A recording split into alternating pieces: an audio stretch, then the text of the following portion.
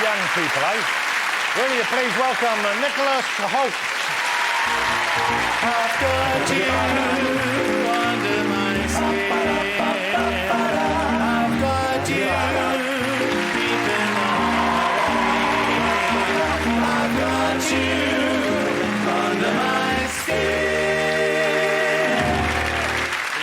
Under my skin, you think? Hey, what a fine figure of a young man. I've got to sit down very slowly because I split my trousers earlier. No, what happened? They're sewn together. Where did you split them? On the top of the right cheek. And what happened? I don't know. I turned around and luckily my dad spotted it. But there's not much of you. There's not much of you. It's not like you're a big, muscular fella like me who can flex a cheek and tear cloth. Well, no. I feel very puny sitting back there next to Sly. I bet you do. Hey, what's your favourite Sylvester Stallone character or movie? Rambo: First Blood. I've just got him to sign my DVD, which No, I brought along, actually. Yeah. So. Did he sign it and say, by the way, your trousers are ripped, you're showing your ass? Yeah. Rambo. That'd be a cool autograph. That would be a very good one to have. How nice to have you here, though. I've enjoyed seeing you. I enjoyed very much when I first saw you in a movie when you were a kid, way back when. But Skins, which I don't think I'm necessarily the target audience for Skins, but I've certainly been enjoying it because my daughter is hooked on it, and my wife likes it as a result of that. Well, that's very nice. I mean, it's nice that, you know, it has taken off and people do seem to like it. So we never expected it to do as well as it did, really. But I imagine it's a bit like this show. It's mainly a teenage audience who watch it because they like the good-looking fellas. Yeah. But if there are any oldies accidentally watching my show tonight Yeah. who haven't seen it, okay, how would you describe the show? What is the nature of it? What do you see on any given week? Basically, each week focuses on a different member of the main group. So that's the main group there behind you, yeah? That's the main group? That's the main group of us, yeah. You know, they're a bunch of kids who are still in college. And it just shows their lives, really. It shows what's going on, and, you know, they've got a great team of writers, and they just kind of show it's an interesting group of writers. I'll ask you about that in a minute. And so the guys are meant to be, you're all meant to be, what, 17, 18, just around the age you are right now? Yeah. OK, and do you think it's an accurate reflection of teenage life in that respect? Because it seems pretty wild to me. Yeah, I mean, it's, you know, you get people asking that quite a lot, whether it's accurate, and it's difficult to say. I mean, it doesn't reflect my life. No. And obviously it's entertainment, so... So they would exaggerate it a little bit? They're going to exaggerate it. But there seems to be an awful lot of... OK, let's be frank here, shall we? Can I talk to you frankly? By the way, has your dad had that chat with you yet? Because I don't want to be the one to break certain things to you if you haven't... No, it'd be nice. Family it'd be nice. Okay. Do inform me. OK, well, because there appears to be full intercourse on the show. There has, yeah. I did my first sex scene this year. Right, okay. Terrifying. Now, I have a teenager in my house, my daughter, and she assures me that none of that business goes on. That at parties and some such, occasionally, after proper introduction has been made, a handshake is given. And then maybe 3 or 4 years later, your lips are allowed to touch. That is the situation, as I'm led to believe. Yeah. You court each other. You court each other? Yes. Are people out there banging away like barn doors, though? Is that the case, do you think? Because I'll be honest with you, if I was watching that when I was a kid, at that age, I'll be honest with you, Nicholas, I didn't get any action. I didn't get any action, OK? Until I was, I think, 19. I got a bit of action. Not full action. Do you know what I'm saying? I'm trying to speak in a code here that people want to... OK, but I got, yeah, so half action. OK. What, just slightly more than half action. Okay. But it was too quick, the action, because I've been waiting too long. Is this... yeah, well... You know what I'm talking about. You're a young man. I do know what you're talking about. But it seems to me, like now, all the rules are off and people do seem to be quite free with their affection. Would I be correct? I mean, I personally haven't experienced it too much, but I think, you know... Hold on a second. No one believes you. It's a lovely thing to say. You're making me feel a lot better about myself, but no one believes that you haven't been getting more than your fair share, Nicholas Hoult. Thank you. You're a good-looking young man. You're on the TV. Hey, I was doing an award show last summer, and Nicholas came out to give an award. It wasn't a televised one. It was for a magazine. A lot of very attractive women in the audience, wasn't it? It was for Glamour magazine. He came and says, the place went nuts. There were women, and they weren't necessarily young women, throwing their old baggy old M&S knickers up on the stage and, you know, ripping off the hormone patches and leaping at him. It was terrifying, frankly. I will be honest with you, I made friends with one of the tables at the back. I didn't really know them, but I did say, like, when I go up, can you give me a big cheer, because nobody's going to really know who I am. Well, now I feel foolish, because I believed it, but it wasn't just that one table. The whole room, and you must be getting, I would have thought, a lot of attention. I'm sure girls are quite keen to meet you. I don't know, it's got, you know, you do get people... quite keen to meet you, not just even girls, you know. You get nice people coming up and saying nice things, which is lovely, obviously, and then you get people coming up to you, and I had a bloke come up to me, I was filming Coming Down the Mountain in Euston Station, and I was just standing there minding my own business between takes, and he just walked over and went, "You're that guy from Skins, you're a twat." That was it, no explanation, and just walked off, and I was kind of stood there, and I was, no, that hurt. It must be nice to work on that series. The first time everyone saw you, and I know it was a big hit movie, which I enjoyed very much, was in About a Boy. Yeah. I don't know, was that your first big acting job? Yeah, I'd been doing it since I was 5, sort of thing. So just to let there is. Now, how old were you when you made that film? I was 11 then. 11, look at that. Yeah, so 7 years ago. Look at that. And you played Marcus in that, and they gave you just about the worst haircut you could give a young kid.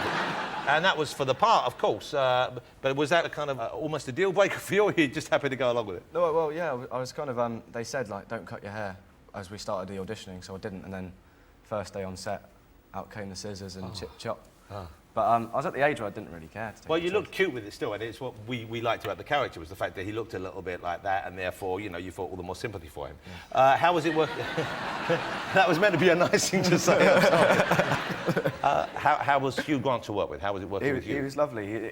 He was a great person to work with first, I think, on something like that, because I didn't realise when I was doing it just how big it would be and stuff. So it was good to work with somebody like that who's, you know, he's down to earth and a nice bloke. And he's been through that kind of thing himself. He's been in films that suddenly exploded huge that weren't expected to. But did you learn much from him? Was he helpful as an actor to an actor? Did he encourage you and help you in that respect? Yeah, he was helpful. I think the main thing I learned from him was just as a kind of role model on how to, like, be around set and how to handle the attention, because I started doing all the press with him as well. Of course, yeah. Which was obviously terrifying. I remember getting out of the car at Leicester Square for the premiere, my knees shaking away and everyone shouting his name like this roar, and kind of walked around with him not knowing what to do, but yeah, he kind of... He's a cool character in that situation. He is, yeah. Now, let's have a look at a clip. This is Nicholas in About a Boy. Well done, well done. It's a great film, and that a lovely film. It's a very sweet-natured film. I like it a lot. You know, now, so you're a young man. You're still 18 at the moment. Do you have any kind of ambitions you want to do, not just necessarily work-related, but stuff you like to do as a young man? That's a very good question. I don't know. I just kind of want to keep on doing good stuff, really, and try and get better as an actor and see what happens. Really. Well, that's very noble. What about just hanging out? Do you want to hang glide? Do you want to bungee jump? Do you want to box? Do you want to learn how to do a backflip on a trampoline? I must admit, I did want to box for a little bit after seeing the Rocky films. Same here. When I first saw the Rocky film, I came out convinced I was going to become a world-class boxer. It's a lot more difficult than it looks. Yeah. I went to one lesson, I got knocked on my arse. Really? Yeah, but I'm a -9 in each eye. I couldn't see it coming. I had to take my glasses off. Did you ever do any boxing training? I never actually went to... I just got a punch bag and kind of hit it. I shouldn't imagine you hit it very hard, Nicholas, because there's not a lot of you, is there, really? It was proper rub, was it? Yeah. More of a stroke. Yeah, I stroked my punch bag. Hey, when you go back, squeeze Stallone's arm for me, really. I want to know if it's still all there. Yeah, is that all right? Great to have you on the show. Oh, no, he's warming up for you. He'll give you a few boxing tips. You want to, yeah, come on. You've got to put your body behind it. That's what you've got to do. Swing into it. Nice one. Yeah, like I know. Nicholas, good luck with Skins. It's a great fun series. My daughter's loving it. My wife, curiously, is also hooked, so it's great fun. I'm going to join in. I'm going to jump in with both feet. Great to have you here. Continued success in the acting world. What a talented young man. Ladies and gentlemen, Mr. Nicholas Hoult. Thanks, Nicholas. Great to see you.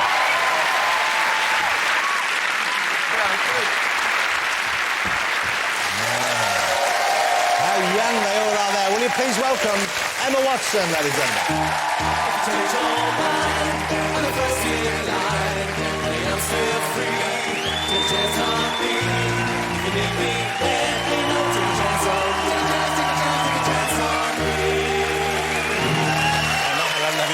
Coming out, Emma Watson, mind the step, here we go. Wow, nice to have you here. Hey, that's, you look back at those films, I mean, that's a while back, but you're just babies in that, of course. How old were you when you made the first one? I was about 10 years old, I just turned 10. 10 years old, and that's what, so you're 18 now, is that right? Or just I'm about 19. 19? Okay, so a way back, and you all look so young. I mean, Dan in particular looks tiny. He looks like he's about 6. He was small, though. He was. Yes, and he's grown a bit. A little bit, yeah. Yeah, he's a lovely guy, though. I mean, they're all of the guys. You kind of grown up with them, I guess. I mean, that's the biggest chunk of your childhood. Definitely. They're like, they really are like my siblings. Really spent so much time with them. You, before you got the role, you'd read the books. You were a fan already of the books, I believe, weren't you? Those that had been out by that stage. How many times did you audition to get the part? They found Dan very late in the process. He never actually kind of, he didn't kind of go in for auditions. He was kind of a friend and whatever. Anyway, so kind of they were trying to find the right Harry to go with. I think they had Rupert and I in place earlier on. So they found you already? They found us, and we kept auditioning with lots of different potential Harrys. So I did 8 auditions, maybe 8. Wow, something like 8 that. with different. But you knew you had the part already when you were doing those auditions. No. That must have been just quite an awful ordeal then, in some way. It was. It was like my life for like 3 or 4 months. I was just wanted it so badly. And were they seeing other potential Hermiones, or were you the only one? Actually, they were. They were. I remember being devastated coming into the studio and seeing another little girl who had actually been in films before. And I was like, oh, I'm never going to get it. She's had previous acting experience. She's, it's all over type thing. My dream is over. And to make matters worse, she was playing cards with another Harry. Wow. I was like, oh my God, they're making friends already. I'm definitely not going to get it. So by the time I got to my audition, I was just in pieces. I know who you talk about, and that Dame Judi Dench is a bitch. She can play young as well, she can do the young parts. But you must have been, so the moment when you found out you had it, how did that happen? Who broke the news to you? We came into the studio for another audition, and David Heyman, who's the producer, sat us down in his office and said, you are the preferred candidate. I remember him saying that for the role. You are the preferred candidate? Yes. So he didn't actually say you had it yet then? Well, no, that was it. 5 minutes later, there was a picture of us online, and it was all going crazy. That's weird, that kind of strange use of words, that you are the preferred candidate. Yeah. He was still hedging his bets up to the last minute. Well, I guess. Maybe he didn't really want me. So when you heard preferred candidate, did you think, great, I've got it, or did you think, what does that mean? Probably. My 9-year-old self was like, yeah, good, got it. Have I got it? Have yeah. I not? No. And presumably you're now beginning to think about when it's over. It's going to be a bit of a wrench, I would have thought. It's going to be kind of strange, isn't it? Yeah, it will be strange. I mean, I'm being asked to talk about it a lot, but in a way, I've still got a lot ahead of me. We finished filming in April next year, so we've got a while to go, and then 2 more to be released, and the theme park, and it doesn't feel over. There's a theme park, but you're involved in all that as well. Do you have to be involved in that, or you? Actually, we were. We filmed a scene for one of the rides. It's going to be like interactive, and we're going to talk to you and stuff. After you finish this, you've already got kind of the next few years planned out, haven't you? You're going off to study. You're going to university in America. Yes. Okay. Once again, that's an exciting thing. Exciting to look forward to. Why go to America? Why not stay here and do it? Over here, you just have to choose one thing to study for 3 years, and I missed so much school, and it really appealed to me that in the States you can study this kind of really broad curriculum. You can take sort of up to 4 courses a term, and it's very open, and they really encourage you to do different stuff. And I'm really into art as well, so it was great. Just better choices available. Just more choice. Here's the thing which is incredible, I think, is you've made these movies, you've been working on them, but also you've done so well with all your grades. This sounds kind of, I don't know, but you've got A's in all your GCSEs, is that right? And in your A-levels as well? Yeah. Wow, congratulations. That must be really hard to be studying when you're filming. Yeah, it was tough. It was really tough. I felt very torn a lot, but it was so worth it. I'm so excited about going to university, and I want to have my cake and eat it. I want the best of both worlds. I want to do everything. Yeah. But it's interesting you say that, because there must have been some things that you did miss out of. The kind of normal things that kids got. What kind of things did you want to do more of, or did you sort of see your contemporaries do that you couldn't join in with? Just, if you're working really long hours, maybe you can't make, I don't know, someone's birthday party or a sleepover or something that but just I never felt like I was missing out because I was gaining so much. Yeah, what you got in return, the balance was totally. in your favour. And there were gaps in between filming, and I would always go back to school, so I'd get to see my friends then, and my life felt like both parts were kind of a holiday, because I'd get a break from school and get to go and do something really exciting and fun, and I get to come back again and see all my friends again. So, I was always working, but it was exciting and fun. How do boys deal with you when they see you out and about now? And if you're in a club or in a party or something, guys are going to want to talk to you, I guess. But they know who you are, or they think they know who you are. They know who Hermione is. Do they use that as a kind of way of trying to start a conversation with you? It's amazing how many I don't think you can even call them chat-up lines you can get out of broomsticks and wands and... Well, it would be amazing, because none of the rest of us have ever heard one. Presumably they think, I can use that great broomstick line I've been sitting on for years. The other thing they do is they come up and they think, tragically, they think they're really original and really funny, and that I never will have heard this before. They come up and go, oh, you're the girl from Narnia, aren't you? Obviously they know that I'm not, but they think that it's funny because... Whatever. I don't really know why they think it's funny. It's not actually that funny. But it's like, it's the 10th time I've heard that. Or maybe it was Lord of the Rings that some other guy 2 minutes ago did. But I like the fact that obviously the guys, they do the gang, you're going there like that. Yeah, you're the girl from Narnia, innit? It's the Lord of the Rings ting, innit? Lord of the Kings. Is there anyone in your life at the moment? Are you seeing anyone? Do you have a boyfriend? I do, actually, yes. I do. Fair enough. Well, I'm pleased to hear that, and I hope that goes well for you. OK, let's talk about the new movie then, because the new movie is out on the 15th of July over here, I believe. It's Harry Potter and the Half-Blood Prince, and it's got pretty much the same cast that we've grown to know and we've grown to love. You've seen the finished film? You've seen the finished piece of work now? OK. Yes. When do you guys get to see it? You going to see it together, or you have a kind of special screening?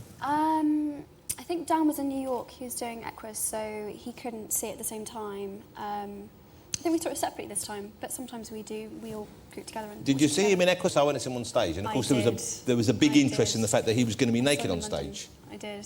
It must have been strange for you guys who've worked with him for so long, to go and then see little Dan from Harry Potter standing there. Yeah, we'll always do anything of him that way, but it was quite something. Yeah. We see you there with Dan, of course, but what a great cast around you as well. You've got the great Michael Gambon on screen with you, Helena Bonham Carter, who's fantastic in it, and Alan Rickman as well. I love it when he's on. How is it working with those guys, and how has your relationship with those changed since you've grown up? Well, I think when we were younger, we were just terrified of Alan Rickman, and now we sort of can have conversations. He's still a bit scary, though, isn't he? No, not anymore. He's super nice. He's super nice. You've got Jim Broadbent. Jim Broadbent. He's in this one. He's terrific as well. Brilliant. Let me ask you about the relationship, the changing relationship in terms of your acting with the young performers you were, because, of course, in the books, we see that there's a kind of growing relationship between Hermione and Ron. Yes. OK, and now you're going to have to bring that to life on screen. Yes. So there's going to be kind of romantic scenes, kissing scenes, and so on and so forth, between you and Rupert, who you've grown up with and you've known, and presumably there isn't that actual... He's not your boyfriend, is he? No. So is that going to be saying things you've known him for so long?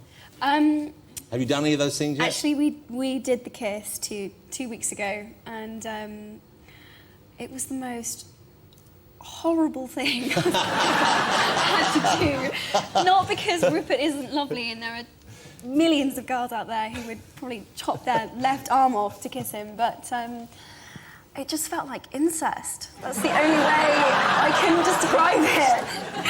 But no. Because she's like your brother. Yeah, of course. And so what? How did you prepare yourself? Did you just think about someone else, or did you just knuckle down and just... Great thing about kissing is that you close your eyes.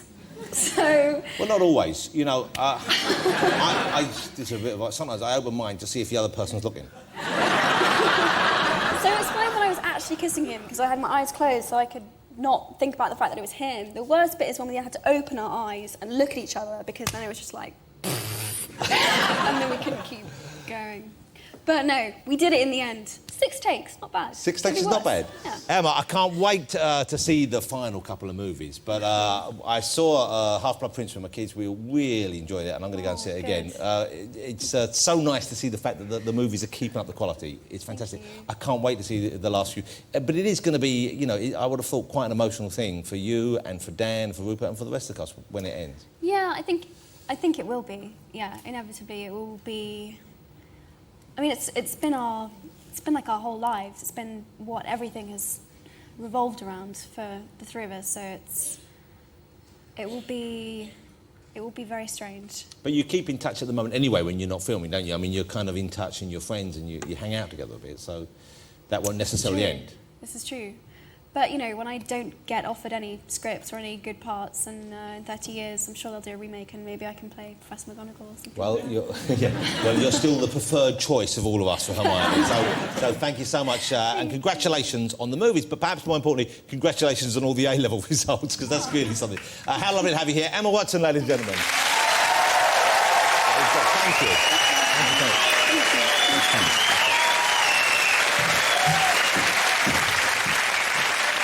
Proper drama right there. Here he is. Please welcome Dev Patel.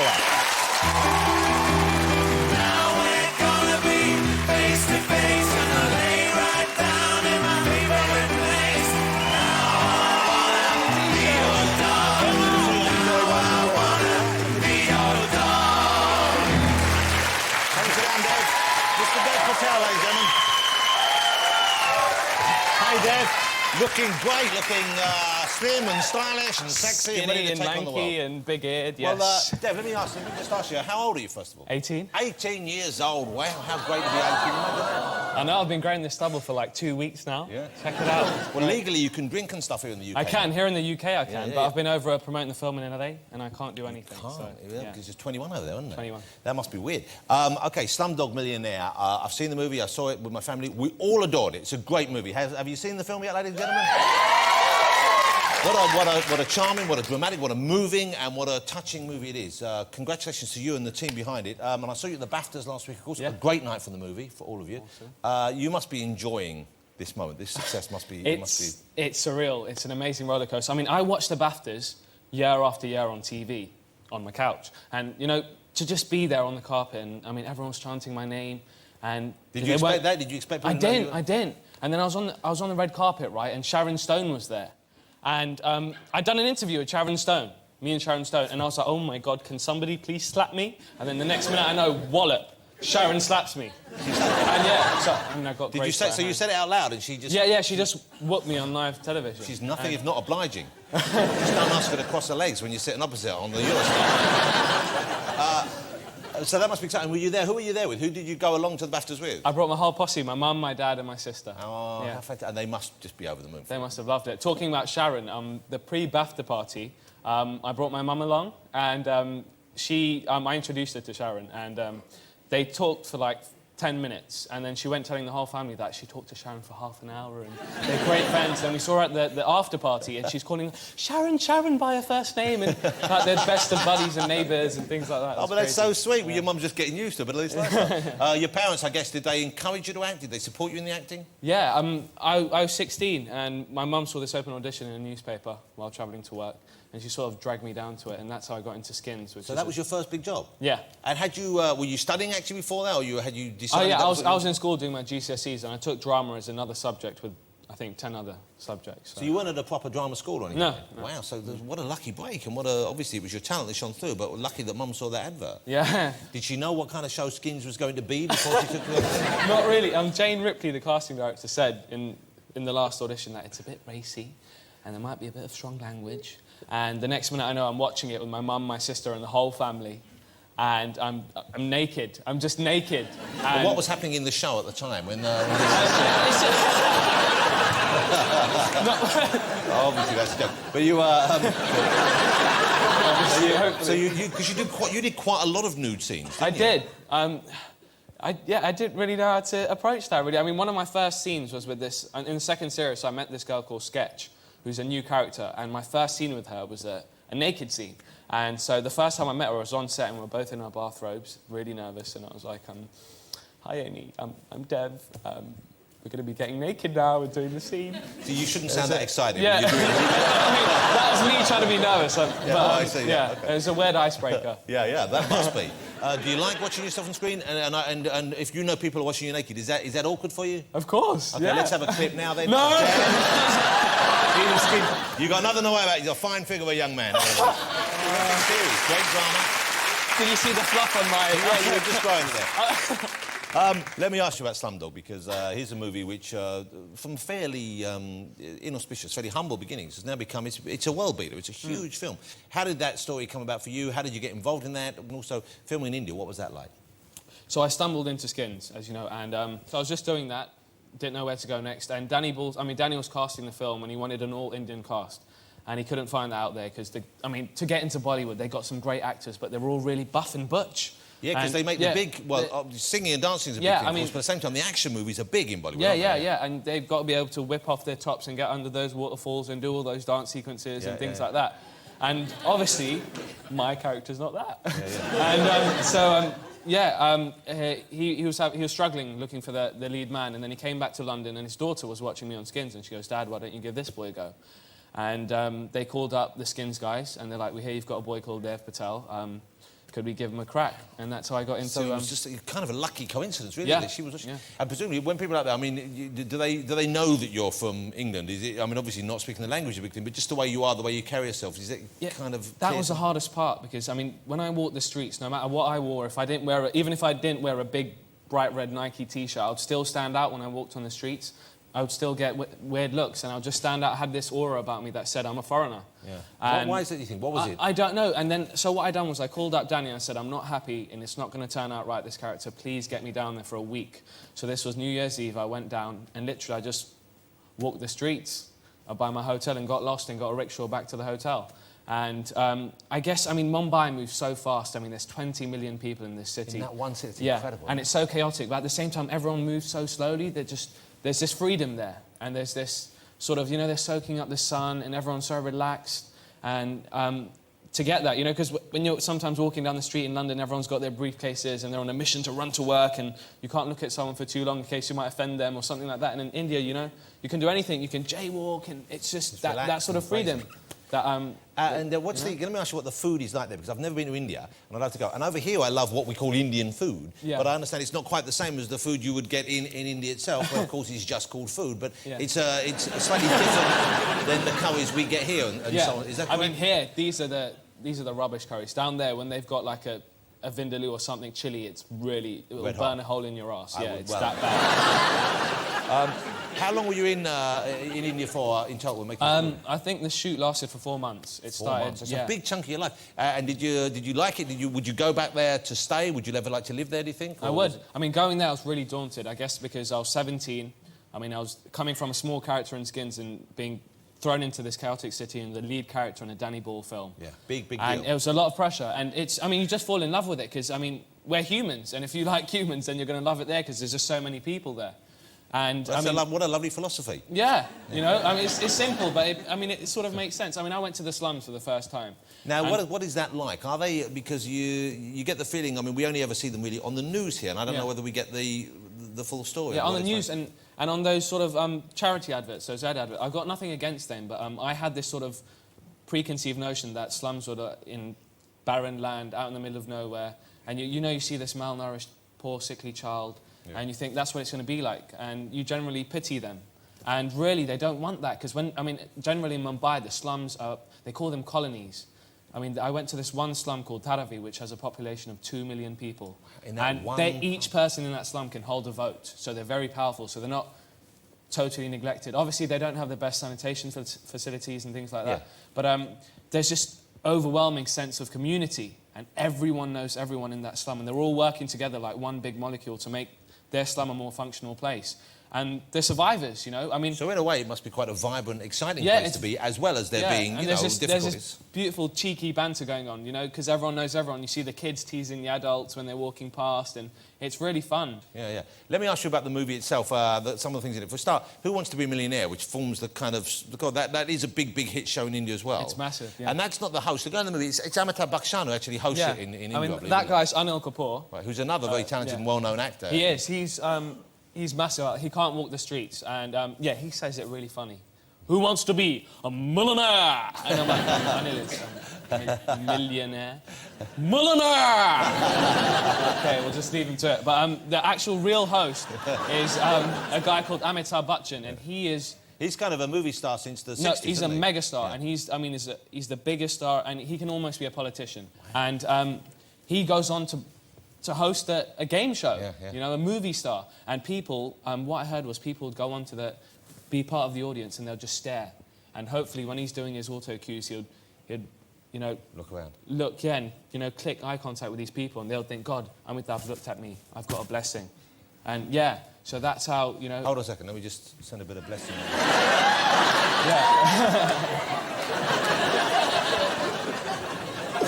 Well, I'm exhausted now. I wish you hadn't made me do that.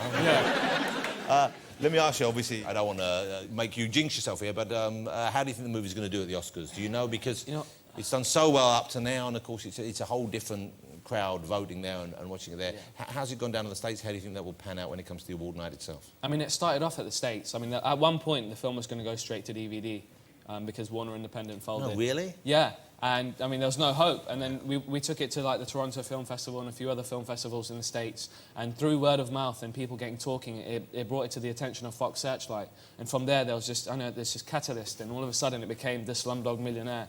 And, I mean, I guess it's the generic sort of underdog story, which everyone wants to see a boy or a girl or whoever rise from nothing and achieve something amazing.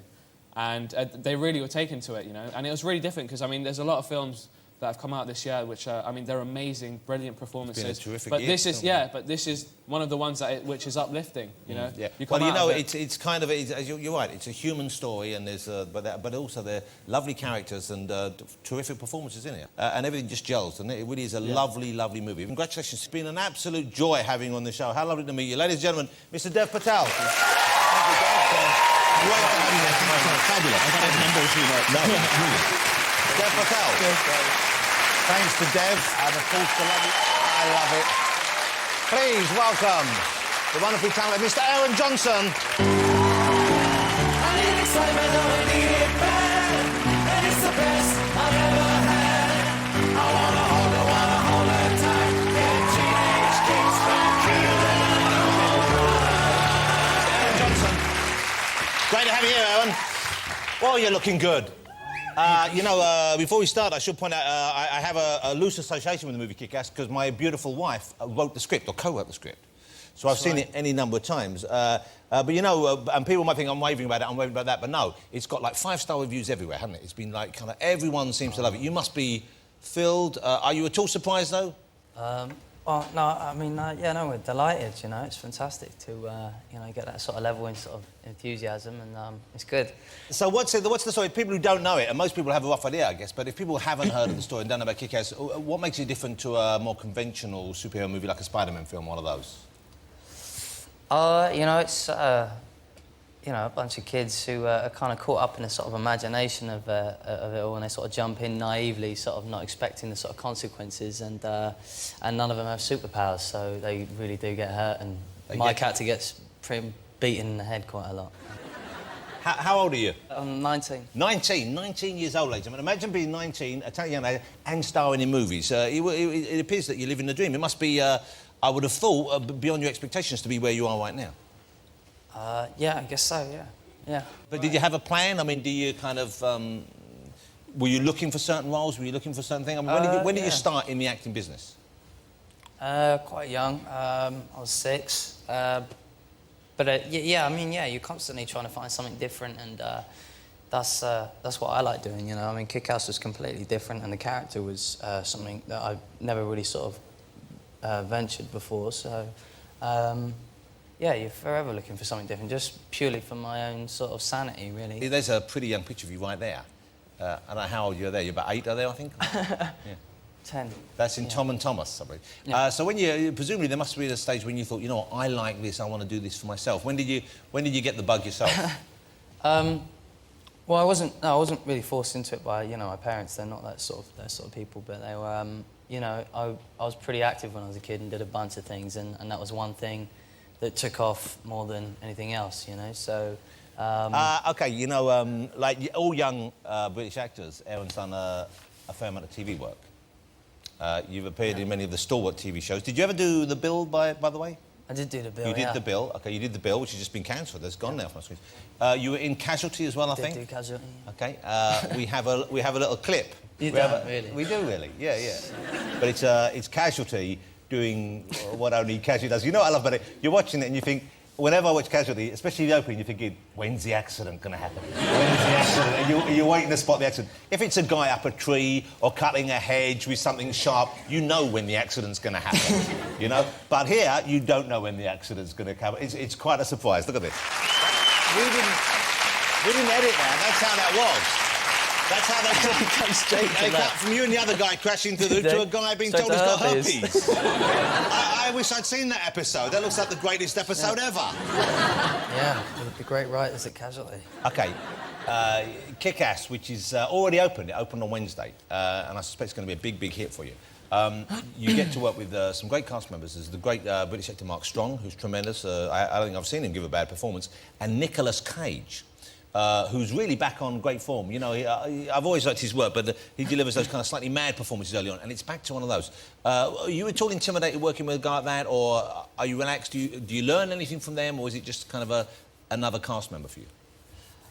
Yeah, you definitely learn a lot, both from Mark Strong and Nicolas Cage. And yeah, I mean, yeah, he brings this mad sort of Adam West impersonation to the character, and it was pretty bizarre at first. And I thought this was, I don't know, it was pretty crazy and bizarre. Anyway. Well, they're great characters in the film. Kick-Ass is great, but you've got Big Daddy and you've got Hit Girl, who's the one who's caused a little bit of fuss, but she's the kind of, she really leaps out at you, doesn't she? I mean, everyone wants to talk about Hit Girl, I imagine. Yeah. She's tremendous. How old is the young actress Chloe who played her? She was 11 filming that. She's 13 now. Wow, she's tremendous, isn't it? It's a really it's a big grown-up performance by her.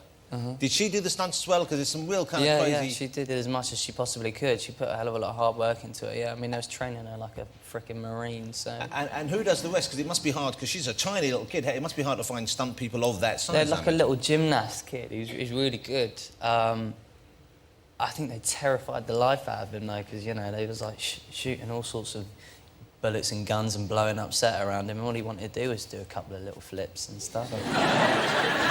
Let me ask you about... You know, I thought you gave a tremendous performance in Nowhere Boy. You played the young John Lennon, which is, I would have thought, a daunting role for many people to take on, the daunting chance. Were you a Beatles fan before? Were you a fan of Lennon? Did you know much about his life? Yeah, I mean, Beatles is pretty much embedded in our sort of, you know, history, really. So, I love the music. And Lennon, I didn't know this part of the life as much as... I mean, not many people really do, because it's the only part of his life that wasn't ever filmed or documented. It's a very early period, even before they formed the band, even. Just leading up to that, it goes up until the point where they leave towards Hamburg. Well, let's show a clip of this. If you didn't see Nowhere Boy, I'm telling you, get it out on DVD, because it's a tremendous performance in a tremendous British movie. Watch the Beatles. I think that film's out in May on DVD, you were saying. You won an award for it, didn't you? You won an award. There was an Empire, which is the very fine film magazine Empire, and they gave you an award a couple of weekends ago, which I believe you don't have. What happened with this? What's going on here? I got an Empire award for Best Newcomer, and then I think we got it. Where did you last see it? Where was it? I left it in the back of a cab. You left it in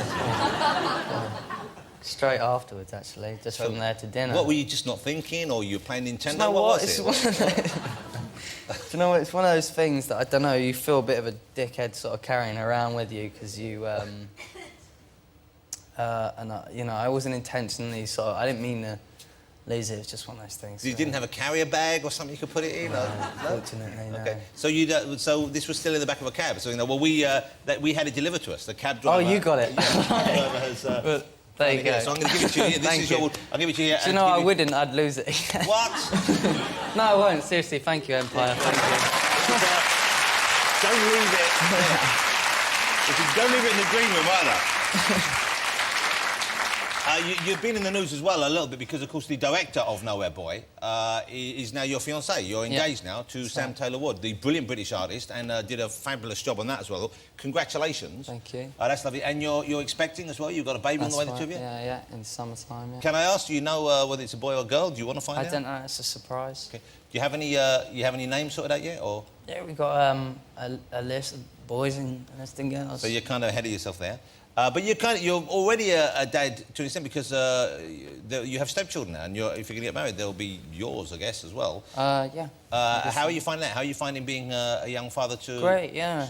I mean, that's what that's why most people say we wouldn't. You know, it's been my first child, but you know, most people say you're nervous and I guess I'm not really, because you know, I live with, you know, the 2 girls, one's 3 and one's 12, and you know, I already sort of do the school runs and stuff like that, and you know, and it's just a family at home, so I'm just excited for them. Well, that's a lovely thing. On the school run, do teachers ever think you should be in the class as well?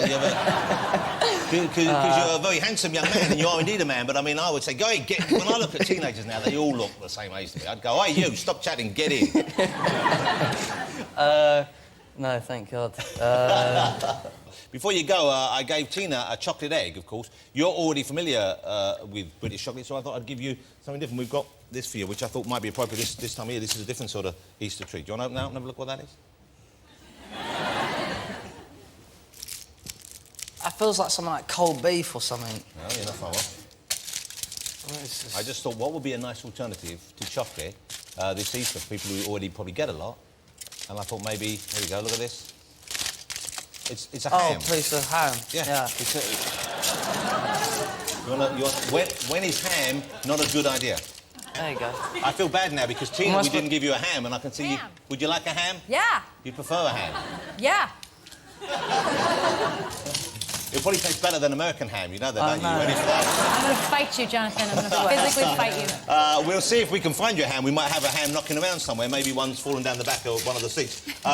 Aaron, great to have you here. Congratulations on Kick-Ass. Don't lose that award. Thank you. Don't leave the ham there. What's wrong with you? You can't carry more than one thing at once.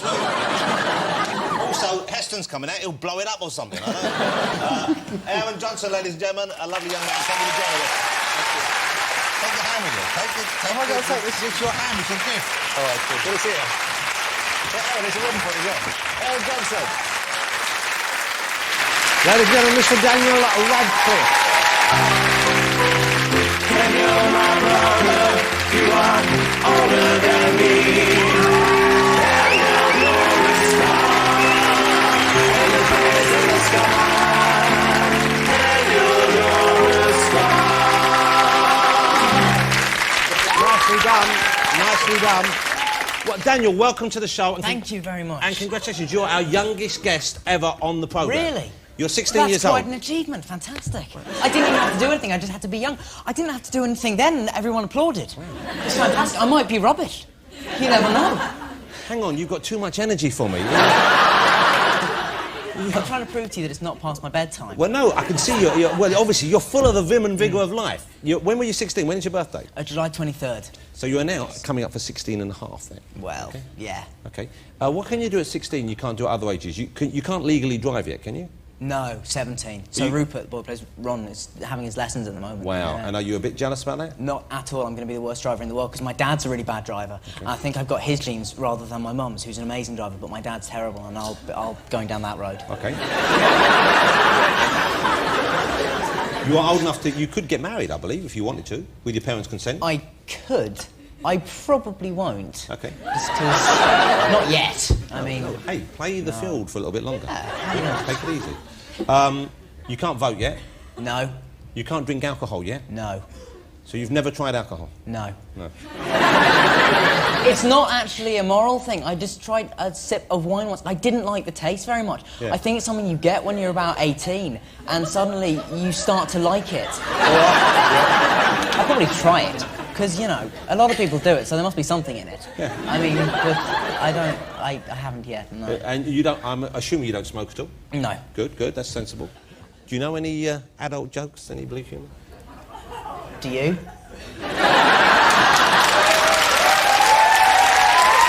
Neither do I. Your eyes are quite large. They're quite large eyes. Are they? You look a bit like you could also have been in Lord of the Rings. You've got those kind of big eyes that the fella has from that film. You could- Okay. yeah.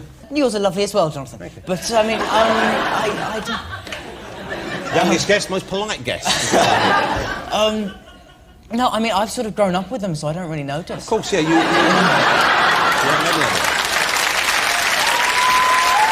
This is fantastic!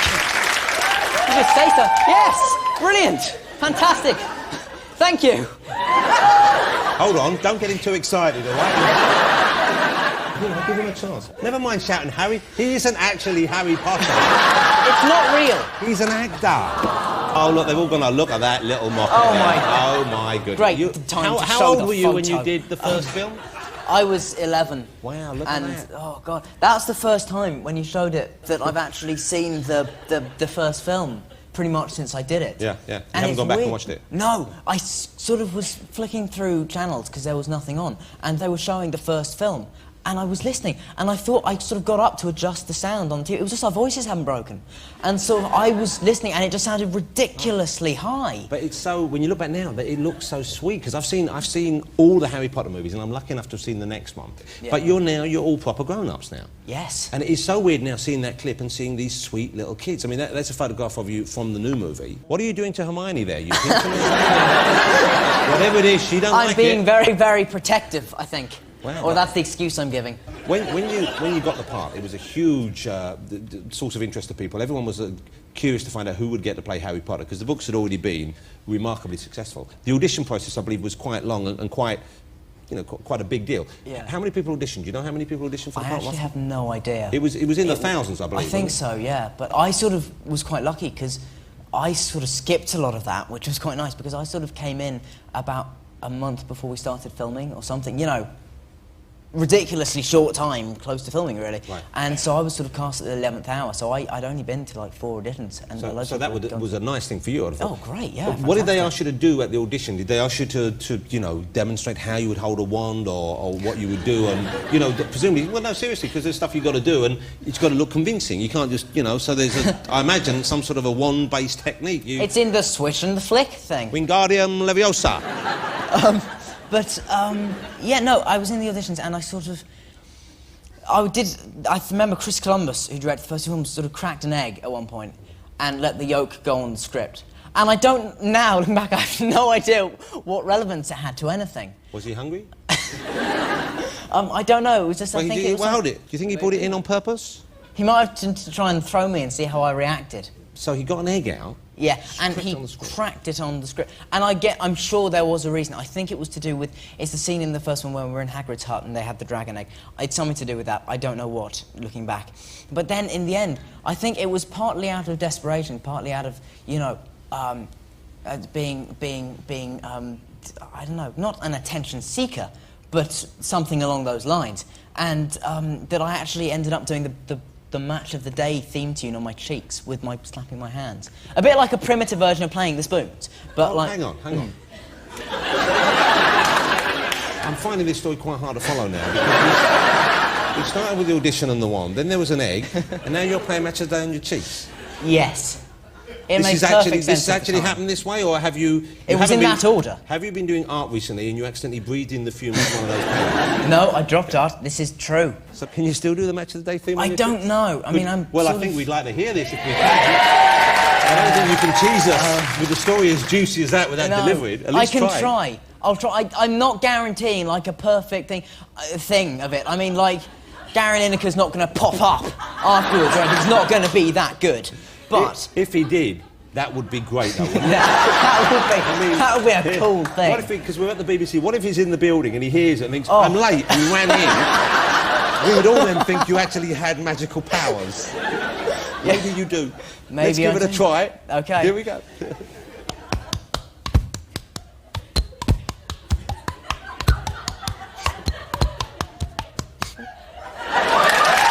Wait, hold on. There's more. Finish, big There's finish. more. There's a da-da-da-da-da bit.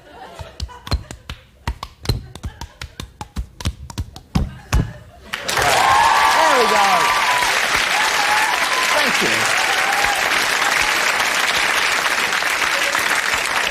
I wish I could say it was the first, but David Attenborough did the same thing when he was That's great. Presumably you're a football fan then, are you? No. It all makes perfect sense somewhere. I think I probably was at the time, but I'm not anymore. But Chris Columbus at the end of that, so I'm just thinking about the eggs now, he said, well, if that doesn't get you the part, nothing will. And it did. Yeah. So you think that was what swung it for you? J.K. Rowling saw that and thought, that's my Harry. That's my Harry. Anyone who Yes. can play Match of the Day on his cheeks. They're great fun books. They're a lovely read. Yeah. Okay. Now there are 7 in total when it's completed. Yeah. 6 so far released. Okay. I think I've read the first 4. I don't think I've finished the 5th, and I've got the 6th one. Well, don't. Was that your voice breaking? Sorry. Wouldn't that be a great moment? That happened Yeah, live on TV. on TV, that well, it's would be kind of fantastic. your voice That'd isn't be going to awful. break in that squeaky No. way. Is it? You're already. It's My already. voice is broken. Well, it's. I think it will still get a bit deeper. All right. That would be good, actually. Because I heard, you know, it's not... It'd be good to get deeper, and taller would be good. But my mum's quite short, and so I don't know if those genes, you know, they're not good. Well, you might Because still I'm- shoot up, but you know, as long as you feel comfortable in your skin, I don't think it makes a big deal anymore. I know, but I would like to be taller. I know. Well, we could possibly get you some big shoes or something there. Or a very small person to stand on. Okay. Well, look. Let's talk about when you're making a movie, like any of the Harry Potter movies, of course. It's a great story. We're following the lead character, Harry. He's going through a great journey, which we're very involved with. But also, one of the great feels in the books and the films is the magic. It's the special effects, is what's going on. And it just seems to get better with every film, with every book. She's a tremendous writer for that kind of thing, a tremendous imagination. And this was the film I was most looking forward to, because it's got the big sequences where you and the other people in this Tri-Wizard Championship have to take on dragons. Yeah. But when you're filming all this, of course, unless I'm very much mistaken, they don't actually have dragons there. No, because they're not... I mean, dragons don't... They're not real. Who told you? How old are you? 16. Who told you that? Well, no, I just assumed it was, because instead of having a really cool, terrifying dragon there was a special effects man with a flamethrower. Is that all you get to? That can be scary in Oh, its it's own a way, I flamethrower? imagine. What do you mean that's all? You know, that's pretty cool. So you find that, and what about the scenes where you don't have someone like that to work against? Presumably there's some scenes where you have nothing there and you have to act against that, don't you? I mean, it's okay, actually, because it's sort of... Because I sort of started doing the films when I was 11, you know, it's quite easy to do that kind of stuff, because it's sort of all I've ever known in terms of... I mean, I did David Copperfield and Taylor of Panama before, but in terms of the most of time I spent filming, it's obviously been on Harry Potter, and, you know, so it's sort of all I've known, so I've got used to it, really. And presumably, if things go according to plan, and I can say without any fear of being contradicted down the line, this film's going to be a huge success. So you've got 4 hit movies. I would have thought that they're going to get to make all 7, because if they hadn't worked, then of course they wouldn't have filmed them all, I guess. But as it is now, and we're all looking forward to the ending, because the ending, of course, I've forgotten, how did the books end again now? I don't know, honestly, I don't. She doesn't say it to anyone. She's not told you? No. I was trying to trick you then. No, but you're very good. I mean, if I had known, I would have, you know, you should do interrogation and things. I thought Hermione got married to Harry at the end, didn't that? No, what they told you? Have you not been watching the films? She's like, her and Ron. Listen, fella, Thank listen. you. Listen, son, listen up, listen. A lady plays hard to get for a little while, right? That's what she's doing, and then she'll come round. What'll happen to Ron? Who cares? The film isn't called Ron and the Goblet of Fire, is it? He's a lovely bloke, but we're not as interested in you with the old zip-zip Leviosa Wingardium. Voldemort. Oh, Voldemort. What are you laughing at? Sorry. You're funny. In a really good way. I wasn't trying to be funny, I was trying to be serious. That's funny. No, it's very funny. You know, it's great. It's fun doing this. You know I can send you to bed, don't you? I mean, you know your dad said I could do that if you got out alive. Yeah. When inevitably Harry Potter ends, because it must end, of course, what do you have planned? I mean, presumably you've enjoyed acting, you'd like to stay in movies. Yeah. Do you have any plans? Do you have any kind of thoughts as to what kind of film or what kind of career you would like to map out for yourself? Well, I'm actually filming something at the end of the year in Australia, in Adelaide, which is incredibly exciting, you know, because it's something different. It's 5.5-week shoot and not a blue screen in sight, which is different from Harry Potter. So it's a different sort of acting experience. And it's I mean, it's really different. It's 6-day week, and it's like proper hard, really, you know, even tougher days than we do at Leavesden. So it's like a wake-up call, I think. But also, yeah, I would definitely like to. I would definitely want to carry on acting, without a doubt. I mean, the thing is, what kind of role would I like to do? I mean, it's hard to... Anything that's interesting and different from Harry Potter, because I don't want to be, you know, going... Would you sign on, though, for another series of films which became a franchise? For example, if they were to offer you a part which was going to be repeated, would you take on that again? Because here's something really which is, you know, I suspect it's not going to be that hard for you to shed Harry Potter when you want to, because you are, you know, a different person, and the glasses. It's specific. I don't think you're going to be typecast as him. I think you'll be clear from that. But at the same time, you know, sometimes actors do get. So would you go back into another series of films if you were offered? I mean, the part would have to be amazing, and it would have to be one of those things where I would be really stupid to turn it down. Okay, let's imagine. Say you got offered Bond in 5 years' time. Well, hold on. What are you laughing at? Say you got It's a offered Bond. perfectly reasonable thing. I'm very suave. You get the part of Bond, all right? So if you got offered that, which would be, to many actors, especially British actors, that's the kind of, you know you've arrived if you even mentioned in the same company as people who play Bond. So would you consider doing that? It would be weird because I've done these for obviously solo. I mean, it's 5 years at this point, and I haven't done any other films as of now. And so doing this other one's fantastic, and I'm not sure whether I would want to do any series, even if it was James Bond for a, you know, for a...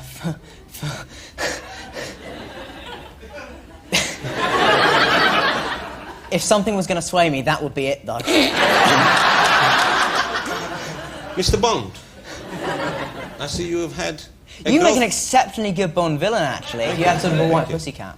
Mr. Potter. That's the thing, that's the way, it's get a crossover. Bond versus Potter. Not versus, we'd be on the same side, we're both cool. We'd fight Voldemort and one of the other ones. Yeah, but you know what'll happen at the end? You'll be looking around for Hermione, Bond's got her in a pod. Or in a dragon egg or something. Let's have a look at a clip from the film, because I'm telling you without any need to say this, I'm not saying this because Daniel's here and he's been a lovely guest, but genuinely, I saw the film with my family and we all loved it and we all thought it's the best so far, and it is just fabulous. It's going to be huge. And you guys are great in it, so congratulations. Thank you very again. much indeed. The film is called Harry Potter, and there's a goblet involved in the title. Harry Potter and the Goblet of Fire opens all over the country, I believe, on November the 18th, which coincidentally is the day after my birthday. Well, then, happy birthday for November the 17th. Yeah. Yeah. Any idea what you're going to get me yet?